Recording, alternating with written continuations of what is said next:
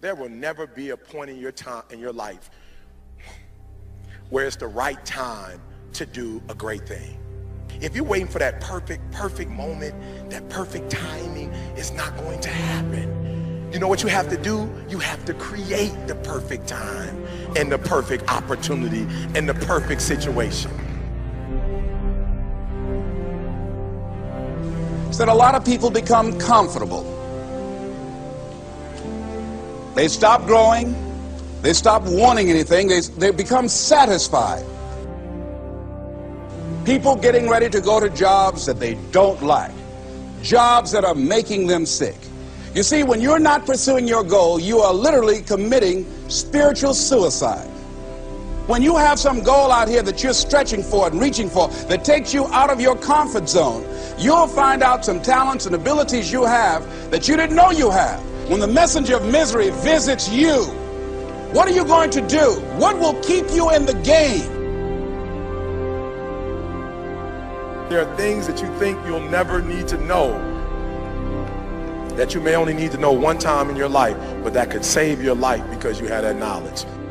Unless you attempt to do something beyond that which you've already mastered, you will never grow.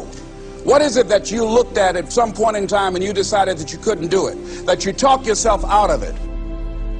You're waiting on your next door neighbor to make it happen for you. It may not happen. If you're waiting on your mother or your father, they may be so ancient in their thinking that they don't understand this opportunity that you have. And if you're waiting on them, it may never get done. You don't beg average people to be phenomenal. You don't beg good people to be phenomenal. You just are phenomenal, and you will attract phenomenal.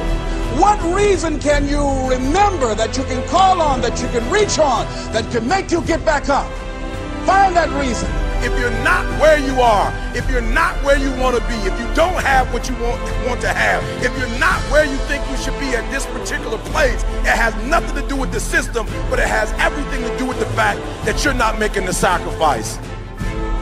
I want you to make that dream become a reality, because if you don't, you will be working for somebody else to make their dreams become a reality. Everybody is against you or don't believe in you no more. And let me tell you something, that's a lonely feeling. It's a lonely feeling, particularly people that you're doing it for. Most people take their greatness, take their ideas to the graveyard with them. Listen to me, if it was easy, everybody would do it. There are people right now who are working who don't want to work. There are people who hate their jobs, but they keep getting up to do it. The wealthiest place on the planet is the graveyard. Because in the graveyard we will find inventions that we never ever were exposed to. Ideas, dreams that never became reality. Hopes and aspirations that were never acted upon. Question is, what are you going to do with your time? What drives you? And greatness is a lot of small things done well. Day after day, workout after workout, obedience after obedience, day after day. When things don't work out for you, when things happen that you could not anticipate, what are the reasons that you can think of that can keep you strong? You will never ever be successful until you turn your pain into greatness, until you allow your pain to push you from where you are to push you to where you need to be. Stop running from your pain and embrace your pain. Your pain is going to be a part of your prize, a part of your product. I challenge you to push yourself. See, it's easy to be on the bottom. It doesn't take any effort to be a loser. It doesn't take any motivation, any drive in order to stay down there on a low level. But it calls on everything in you. You have to harness your will to say, I'm going to challenge myself. I mean that what you did last week don't count. Today is the only important day. There are 86,400 seconds in a day, and how you use those are critical. You got 86,400 today, and what you do today is going to cement who you are. Nobody's going to talk about what you did last week. That the biggest enemy you have to deal with is yourself. There's an old African proverb that says, if there's no enemy within, the enemy outside can do us no harm.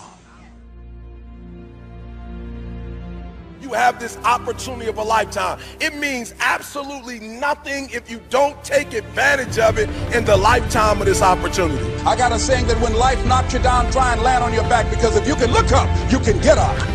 If you want a thing bad enough to go out and fight for it, to work day and night for it, to give up your time, your peace, and your sleep for it, if all that you dream and scheme is about it, and life seems useless and worthless without it.